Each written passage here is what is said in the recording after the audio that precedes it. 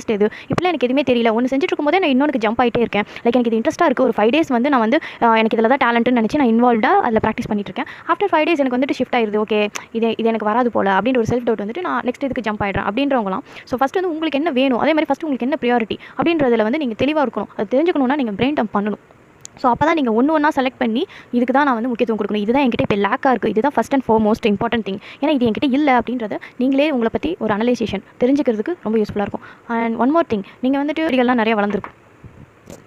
So ஒரு லேண்டே இருக்குது, அதில் வந்து நம்ம விவசாயம் பண்ணணும், வந்து செடி நடணும் அப்படிலாம் நினைக்கிறோம். ஆனால் அது பண்ணுறதுக்கு முன்னாடி அங்கே ரொம்ப வந்து குப்பையாக இருக்குது, தேவையில்லாத பிளான்ஸ் நிறையா வளர்ந்துருக்கு. ஸோ இப்போ என்ன பண்ணுவோம், அப்படியே போய் செடி விதை எல்லாம் விதை போட்டுட்டு ஓகே இதில் செடி வளர்ந்துரும் அப்படின்னு சொல்லிட்டு வந்துருமா? இல்லை, ஃபஸ்ட்டு தேவையில்லாத அந்த விஷயத்தை எல்லாத்தையும் ரிமூவ் பண்ணிவிட்டு க்ளீன் பண்ணிவிட்டு அதுக்கப்புறம் மண்ணெல்லாம் எடுத்து விட்டுட்டு அப்புறமா தான் அதில் சீட் போட்டு மூடி வச்சு தண்ணி ஊற்றி ஓகே இந்த இடத்துல வந்து சன்லைட் வரும், இந்த இடத்துல வந்து இந்த செடி போட்டால் நல்லா முளைக்கும், இந்த விதை போட்டால் நல்லா முளைக்கும் அப்படின்னு சொல்லிட்டு நம்ம அதுக்கப்புறம் அந்த பிளான்டேஷனே பண்ணுவோம். அதுக்கப்புறம் அது வந்து வளர்ந்து ஃப்ரூட்டேஷனாக இருக்கும். ஸோ இப்படி வந்து நம்ம ஒரு செடி இதெல்லாம் வந்து பண்ணுறப்போ இவ்வளோ வந்து பார்க்குறோம், அந்த இடம் வந்து சுத்தமாக இருக்கா, நீட்டாக இருக்கா, தேவையில்லாத, ஏன்னா இப்போ அந்த தேவையில்லாத செடி அங்கே இருக்குன்னு வச்சுக்கோங்க, இதுக்கு போடுற சத்து, இதுக்கு கிடைக்கிற எல்லா நியூட்ரியன்ஸும் டிவேட் ஆகி போயிட்டு இருக்கும். அதே மாதிரி தான் மைண்ட் லெவல்லையும் நம்மளோட எனர்ஜி வந்து என்ன ஆகிட்டு இருக்குன்னா தேவையில்லாத விஷயங்களுக்கு நிறைய டிவேட் ஆகிட்டு இருக்கும், தேவையான விஷயம் கம்மியாக தான் இருக்கும். ஸோ அதுக்காக தான் நம்ம பிரெயின் டம்ப் பண்ணுறோம். ஃபஸ்ட்டு திங் என்னன்னா, பிரெயின் டம்ப் அப்படின்றது உங்கள் மனசுலையோ உங்கள் மைண்ட்லையோ என்னென்ன ஓடிட்டு இருக்கோ அத்தனையுமே ஒரு ஃபில்டரும் இல்லாமல் அப்படியே நீங்கள் ஒரு பேப்பரில் எழுதுறீங்க. நீங்கள் யாருக்கும் காட்டணும்னு அவசியம் கிடையாது. உங்களுக்கு என்னென்ன தோணுதோ அதை அப்படியே அதில் எழுதிடுங்க. ஓகே, நெக்ஸ்ட்டு வந்து எந்த கன்சர்ன்ஸும் இருக்கக்கூடாது. ஓகே, இதை நான் வந்து எழுதலாமா வேணாமா, செல்ஃப் டவுட்லாம் இல்லாமல் இதை நீங்கள் பண்ணுறப்பவே உங்களுக்கு பாதி ரிலீஃப் கிடைக்கும், உங்கள் மென்டல் ஸ்ட்ரெஸ் வந்து குறையும். ஸோ இது பேசிக்காக